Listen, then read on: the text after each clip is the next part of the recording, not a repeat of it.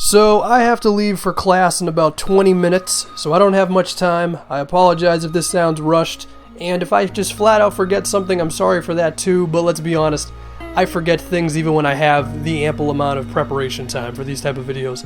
So anyway, I was thinking about what to do a commentary on. Let's talk about the Miami Heat, who, if anything, have a very interesting roster going into next season. So the starting lineup, as we think it will be, is Goran Dragic, Dwayne Wade, Luol Deng, Chris Bosh, and Hassan Whiteside. Now, on paper, this team could be very impressive and perhaps one of the better teams in the Eastern Conference. However, there's so many ifs with this team that it's a little daunting, to be honest. I mean, the big one is, of course, what is up with Dwayne Wade? I think he's 34 now? He's up there in age, man. Of course, we know the injuries with him. We know he's not going to be able to, well, we assume not going to be able to play and score 20 points a game every night. However, in a big game, a couple of times a week, he can definitely put up some decent production.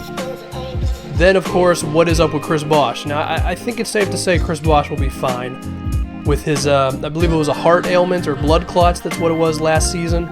And then, of course, there's Hassan Whiteside, which the guy came out of nowhere last season, but do we really think that a guy who played great for, 25, 30 games is just immediately ascended to, like, one of the better centers in the league? No, we don't know that yet. So there's 1,000,005 ifs with this Miami Heat team, but the thing is that if all of them are yeses, this could be one of the better teams in the Eastern Conference, potentially even the second best team in the Eastern Conference. We're also looking at Justice Winslow, Josh McRoberts coming off the bench. There's some interesting things here, but at the same time, I could really see these guys finishing at like the 7th seed if Dwayne Wade only plays 55 games, if Whiteside drops off or just has character issues. Dragic, I think this isn't talked about enough. Dragic has,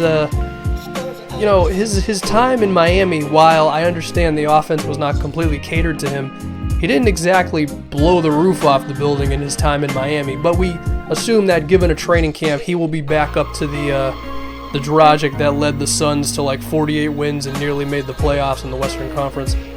And honestly, the best bet might be to allow Dragic to kind of run the offense a bit more. It's going to be an interesting dynamic, him and Dwayne Wade, because, Dwayne Wade's never really played off of a point guard before. I mean, he played off of LeBron a bit, but, Wade's not a guy to just spot up in the corner, but at the same time, given how savvy and how smart he is, he'll definitely find a way to play off of Dragic, and he is still a very good mid-range shooter for what it's worth.